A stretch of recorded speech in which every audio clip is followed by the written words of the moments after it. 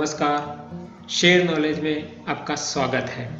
Generally हम database होता है तो डेटाबेस में काफ़ी सारी क्वेरीज हमें रहती है और कभी प्रॉब्लम्स भी रहते हैं। तो जनरली यहाँ पे मैं साइबेस के ट्यूटोरियल वगैरह आपको बताता हूँ और मैंने मेरा एक पिछला वीडियो था उसमें बताया भी था कि अगर आपको साइबेस के बारे में थोड़ी बहुत इन्फॉर्मेशन मतलब कि उसकी डेटा फाइल या उसके जो पैरामीटर वगैरह है उसकी इन्फॉर्मेशन चाहिए तो आप अलग अलग उसके कमांड से वहाँ से जाके देख सकते हैं। लेकिन एक कमांड है साइबेस की खुद की यूटिलिटी बोलते हैं उसको को वो अगर आप जनरेट करते हो तो आपको एक ही रिपोर्ट में ये सारी इन्फॉर्मेशन मिल सकती है। और ये जो मैं रिपोर्ट आपको बताने वाला हूँ ये ऑफिशियल SAP ने ही रिकमेंडेड किया हुआ है कि आपको कभी भी ऐसी ज़रूरत पड़े तो आप इस रिपोर्ट का यूज़ कर सकते हैं। तो आज इस वीडियो में मैं वो रिपोर्ट बताऊंगा। हो सकता है कि वो रिपोर्ट आपको कभी कहीं पे भी काम आ सकता है। अब सबसे पहले ये जो रिपोर्ट है उसके लिए हमें पहले तो लॉगिन करना पड़ेगा। अब ये जो रिपोर्ट है उसके लिए जनरली हम साइबेस में कोई भी काम करते हैं तो ऑब्वियस है कि हम लॉगिन करते हैं और लॉगिन करने के बाद हम लोगों को जो भी कमांड वगैरह होता है उसको फॉलो करना है। लेकिन ये रिपोर्ट करने के लिए आपको कोई अलग से लॉगिन करने की ज़रूरत नहीं है। इसका एक ऑफिशियल कमांड है जो साइबेस ने ऑफिशियल दिया हुआ है अपनी एक नोट्स में, और मैंने नोट भी आपके लिए ओपन करके रखी है। ये साइबेस की ऑफिशियल नोट है जो इसको बोलते हैं diagnosis data for Sybase ASC support. Actually ये नोट हम लोगों को एक्सीडेंटली तब मिली थी जब हम लोगों को एक इशू आ रहा था साइबेस डेटाबेस में और हमने SAP को ये क्वेश्चन रेज किया था। तो उस टाइम SAP ने हमें ये नोट नंबर सजेस्ट किया था और बताया था कि आप हमें ये नोट में चाहिए और यहाँ से जो इंस्ट्रक्शन है उसको फॉलो करिए और उसमें जो आउटपुट आता है वो रिपोर्ट आप हमें सेंड करिए। तो वो रिपोर्ट के ऊपर से हम आपके सिस्टम को पता करेंगे कि प्रॉब्लम किस तरीके से सॉर्ट आउट कर सकते हैं। तो उसको दूसरे वर्ड में हम साइबेस डायग्नोसिस एजेंट या साइबेस डायग्नोसिस रिपोर्ट भी बोल सकते हैं। अब इसकी जो कमांड्स वगैरह है वो ऑलरेडी मैंने यहाँ पे टाइप करके रखा है तो यहाँ पे हम लिखेंगे। अब सबसे पहले यहाँ पे लिखना है SYBDIG। यहाँ पे SYBDIG यहाँ पे मैंने कमांड भी रखा है SYBDIG है, यहाँ पे हम कॉपी कर लेंगे उसको। अब यहाँ पे ये जो लिखा है इसमें ये कमांड है SYBDIG। उसके बाद यहाँ पे DBSID मतलब कि हमारा जो SID रहता है तो हम यहाँ पे SID है हमारा SMM। इसके बाद यूज़र यही रहेगा, उसके बाद -T रहेगा, उसके बाद ASC कोर इसकी जो फंक्शनलिटी है, और एक क्वेरी ऑफिशियल साइबेस की SAP के ओर से ही आई है तो इसमें हमें कोई चेंज करने की ज़रूरत नहीं है। ये जब एंटर करेंगे उसके बाद हमें पासवर्ड पूछेगा। देखिए the system can not find the drive specified. इसका मतलब है कि यहाँ पे हमने कोई पाथ मेंशन नहीं किया है तो ये जो रिपोर्ट जनरेट होगा वो वहाँ पे कहाँ होगा, जो भी आप करंट डायरेक्टरी में उसी डायरेक्टरी में हो जाएगा। अब मैं यहाँ पे पासवर्ड दूंगा,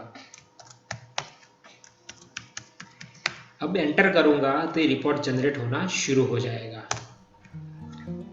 देखिए यहाँ पे हार्डली 1-1.5 मिनट में आपको रिपोर्ट मिल जाएगा। आप अगर कंपनी में वगैरह हो तो हो सकता है कि 5 मिनट लगेगा, लेकिन ये रिपोर्ट जनरली जल्दी ही जनरेट हो जाता है क्योंकि मैंने काफ़ी टाइम ये रिपोर्ट को जनरेट भी किया है और काफ़ी टाइम हम लोग SAP से जब इंटरेक्ट करते थे तो ये रिपोर्ट कॉमन रहता है। लेकिन ये रिपोर्ट में जैसा कि मैंने बताया कि इस तरीके के बेनिफिट मिलते हैं।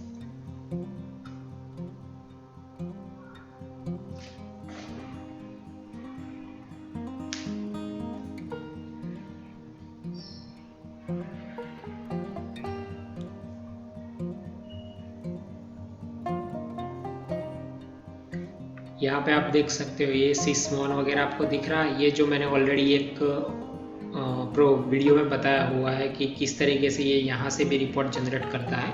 मतलब ये साइबेस में ये जो सिसमॉन टी कोड है कमांड है वो बहुत इंपॉर्टेंट है।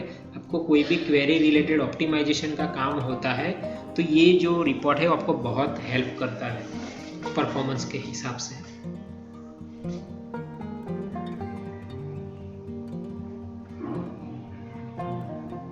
अब ये डेटा कलेक्शन का टास्क आपको आ रहा है, ये मैं आपको इसीलिए दिखा रहा हूँ ताकि आपको पता चले कि आप क्या काम करने वाले हो।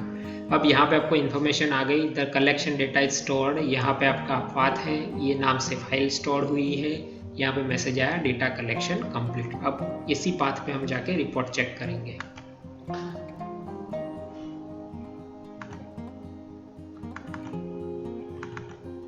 देखिए ये हमारा रिपोर्ट है सेम नाम का, देख सकते हैं यहाँ पे। अब ये जो रिपोर्ट है इसको हम एक्सट्रैक्ट करेंगे देखने के लिए। देखिए इस तरीके का रिपोर्ट होगा। अब यहाँ पे डेटा वगैरह आएगा, व्यूज, सिस्टम डायलॉग वगैरह, इसकी हमें ज़रूरत नहीं है, ये सब की जनरली हमें ज़रूरत पड़ेगी ये लिखा इसकी। इसको हम ओपन करेंगे। ये जनरली ये मैंने क्रोम में ट्राई किया है, गूगल क्रोम में, लेकिन ये गूगल क्रोम में ओपन नहीं होता है। इसको आप विंडोज़ एक्सप्लोरर जो है उसी में सक्सेसफुली ओपन होता है, तो आप भी इसी में ओपन करिएगा। क्रोम को ये सपोर्ट नहीं करता है रिपोर्ट। अब क्यों नहीं करता है उसका कोई इन्फॉर्मेशन नहीं है हमारे पास।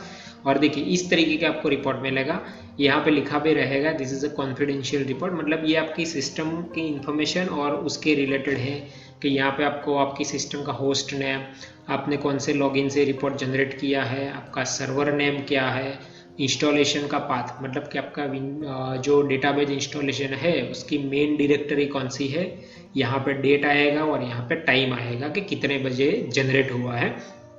उसके बाद यहाँ पे हम क्लिक करेंगे मेन इंडेक्स पे। जब मेन इंडेक्स पे क्लिक करेंगे तो यहाँ पे मैसेज आएगा, तो हमें यहाँ पे देना है यस। उसके बाद अब यहाँ पे क्लिक करेंगे तो यहाँ पे इंफॉर्मेशन मिलेगी हमें। देखिए इस तरीके से सर्वर टाइप, वर्जन कौन सा है, ये सब इंफॉर्मेशन, आपकी सिस्टम कौन सी है, ऑपरेटिंग सिस्टम कौन सी है। उसके बाद आपको मॉनिटरिंग डेटा के तौर पे ये मिलेगा। ये जनरली हेल्प डिवाइस जो आपका कमांड रहता है, जो मैंने आपको ऑलरेडी बताया हुआ है कि यहाँ से आपको ये इंफॉर्मेशन मिलेगी कि जैसे कि आपकी ये डेटा फाइल है, इसमें लॉग है, ये मास्टर डेटाबेस है, और यहाँ पे आपको इसकी साइज़ वगैरह मिल जाएगी यहाँ पे एंड में। उसके बाद यहाँ पे एडेप्टिव सर्वर इंफॉर्मेशन वगैरह है। यहाँ पे इस रिपोर्ट में एक चीज़ अच्छी ये है कि ये आपको जहाँ से भी रिपोर्ट में इसने डेटा यूज़ किया है वहाँ पे पाथ दिखाता है। यहाँ पे देखिए डिस्क्रिप्शन, कलेक्टेड डेटा बाय कॉपिंग, मतलब कि ये फाइल का डेटा है जो यहाँ पे हमें दिखा रहा है, और यहाँ से हम क्लिक करेंगे तो वो फाइल हम डायरेक्ट ओपन भी कर सकते हैं। उसके बाद यहाँ पे एडेप्टिव सर्वर फाइल्स इंटरफेस वगैरह उसकी इंफॉर्मेशन हमें यहाँ पे दी जाएगी। देखिए ये आपकी CFG फाइल है जो मैंने आपको दिखाई थी कि पैरामीटर कलेक्शन की फाइल है, कि यहाँ पे आपके सारे पैरामीटर की वैल्यू स्टोर होती है और यहाँ से आप उसको एडिट भी कर सकते हैं। उसके बाद दूसरा है सिस्टम प्रॉपर्टीज फाइल। ये सब हमारे इतने इंफॉर्मेशन काम की नहीं है, क्योंकि ये जो ईमेल वगैरह जो आपकी कॉन्फ़िगरेशन होती है उसका SMTP पोर्ट वगैरह है। उसके बाद यहाँ पे आपको एरर लॉग आएगा। ये आपका एरर लॉग फाइल है, जो हम जब भी डेटाबेस का लॉग रिफ़र करना होता है तो ये फाइल हम रिफ़र करते हैं। उसके बाद बैकअप सर्वर एरर लॉग, उसके बाद ASC एनवायरनमेंट फाइल। ये फाइल रहती है कि जिसमें हमारे सेटिंग्स रहते हैं। जब हम डबल क्लिक करके साइबेस शुरू करते हैं जो भी सर्विसेज से, तो ये फाइल लोड होती है। ये फाइल के अंदर जो भी कमांड है वो कमांड 1 बाय 1 एग्जीक्यूट होता है, और उसके बाद हमारी साइबेस सिस्टम होता है जो डेटाबेस, वो स्टार्ट होता है।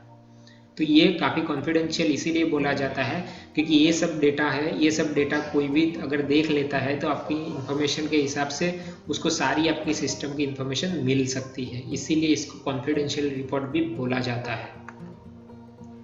तो इस तरीके से आपको ये रिपोर्ट मिल जाएगी। रिपोर्ट में आपको 4 से 5 जगह, जैसे कि आपको वेरिएबल आपकी जो पैरामीटर की वैल्यू है वो एक ही जगह से मिल जाएगी।